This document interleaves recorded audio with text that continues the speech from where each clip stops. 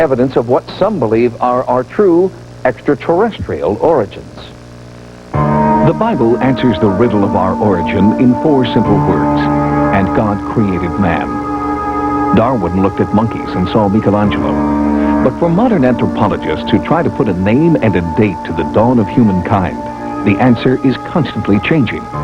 Fossils discovered recently in Ethiopia put our earliest ancestors at around 4.4 million years, but some scientists believe that there is evidence that we are much older than that.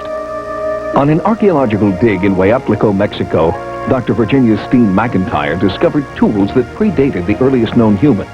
Her find created a storm of controversy. I don't really want to be in the center of a controversy. I never asked to be in the center of a controversy, but I'm here, and doggone it, I want to get the information out. I want to get at the truth. I guess that's what it is. Why does Dr. Steen McIntyre feel the need to protect her artifacts from her more mainstream colleagues? Why are contradictory findings being met with contempt instead of excitement? Some researchers charge it's because these new findings would turn modern anthropology on its head.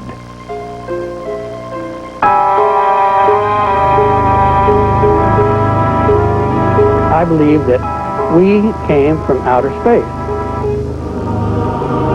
All the evidence suggests that human beings, as we know them, did not originate on this planet, but have come to this Earth from other dimensions.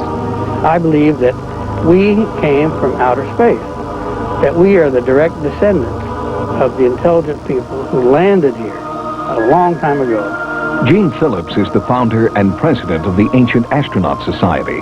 He claims that museums are hiding thousands of artifacts that do not conform to their narrow view of anthropology. This is an exact replica of an object that is in the Smithsonian Museum, and they call it a stylized insect. The Smithsonian had it on display, and they used to sell replicas in their shop. Phillips claims that after the Ancient Astronaut Society interpreted the object as a prehistoric space shuttle, the Smithsonian removed the original from public display. Phillips and his group have studied more than 150 ancient sites in 30 countries.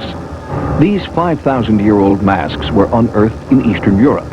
They bear a striking resemblance to modern-day depictions of supposed aliens, known as Greys. There's a site in Bolivia, South America, called El Fuerte.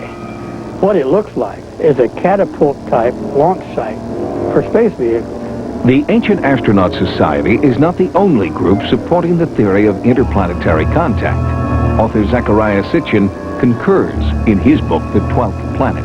There is one more planet in our own solar system, not light years away, that comes near Earth, between Mars and Jupiter, every 3,600 years, at which time people, intelligent people, beings like us, come and go between their planet and our planet, and brought us, Homo sapiens, about sooner than we might have appeared otherwise.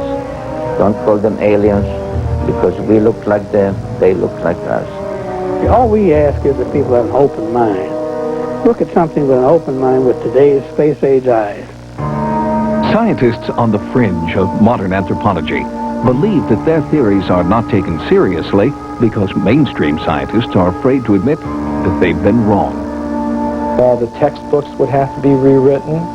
All the exhibits in the museums would have to be changed. This would be very embarrassing. And people who have positions to defend like that don't like to be embarrassed. The idea of alien evolution does sound far-fetched, and its proponents are well aware of the fact that they're looked at as eccentric outsiders.